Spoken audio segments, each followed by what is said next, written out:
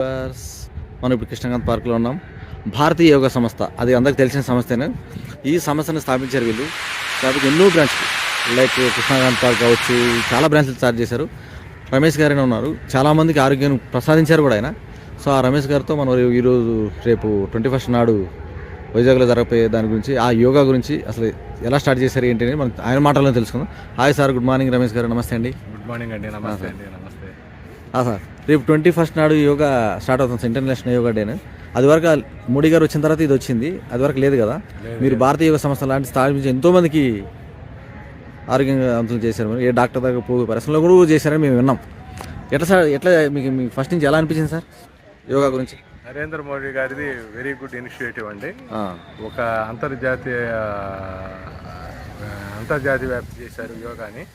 ఐక్యరాజ్య సమితిలో ఒప్పించి యోగాకి ఒక రోజున కేటాయించడం అనేది గ్రేట్ ఇనిషియేటివ్.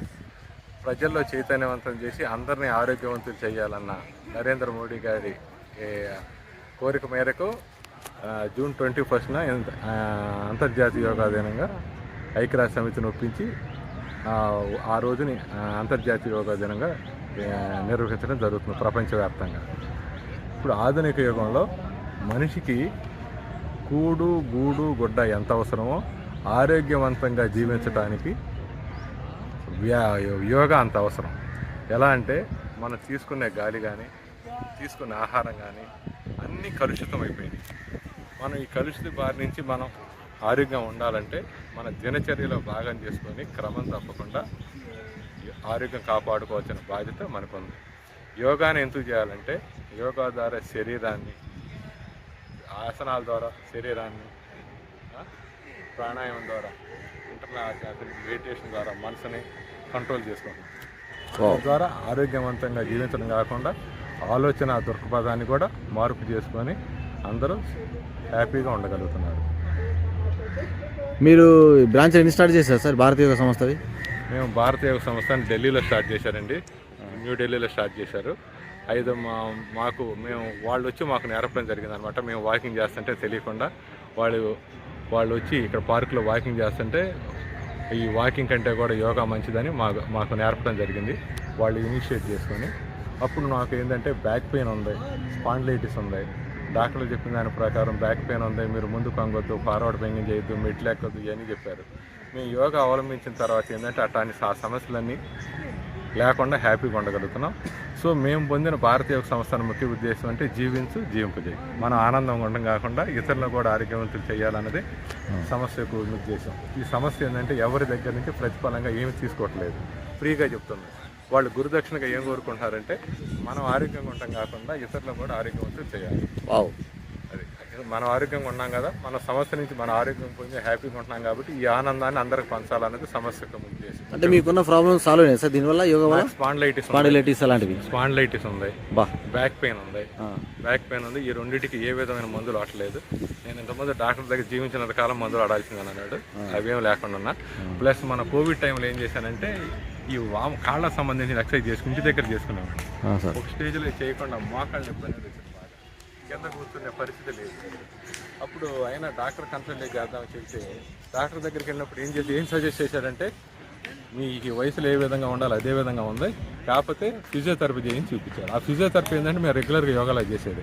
కాకపోతే కోవిడ్ టైంలో నేను అది చేయకపోవటం వల్ల బాగా నీ పెయిన్ వచ్చింది అనమాట. ఇప్పుడు మళ్ళీ రెగ్యులర్గా చేస్తున్నాను, ఆ సమస్య నుంచి బయటపడ్డాను.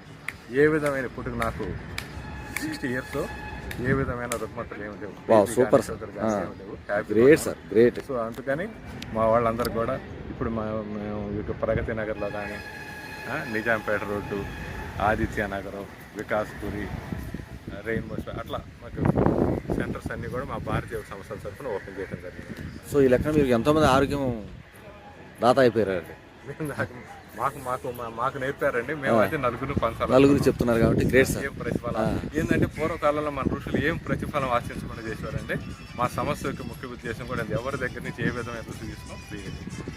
సో అయితే ప్రేక్షకులకి అంటే ఆరోగ్యంగా పొందాలంటే ఆ కోరిక లేకపోయినా వాళ్ళకి మీరు ఏం చెప్పదలుచుకున్నారు?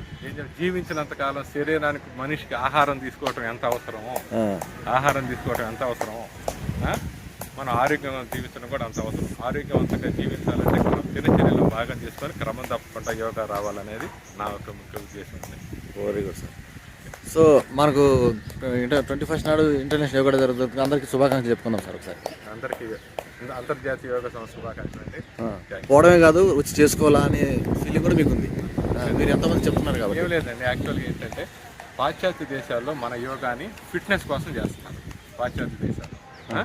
కానీ మన వాళ్ళు ఎప్పుడు చేస్తున్నారంటే ఇది బాగా అనారోగ్యం పాలైనప్పుడు మాత్రం యోగా దగ్గరికి వస్తారు. డాక్టర్ దగ్గరికి వెళ్ళి నువ్వు ఇక కష్టం, నువ్వు ఇది చేసుకోకపోతే ఇబ్బంది అన్న స్టేజ్లో మాత్రమే యోగా వైపు దృష్టి అంటే ఈ లెక్కన గవర్నమెంట్ స్కూల్స్ కోసం చేయట్లా.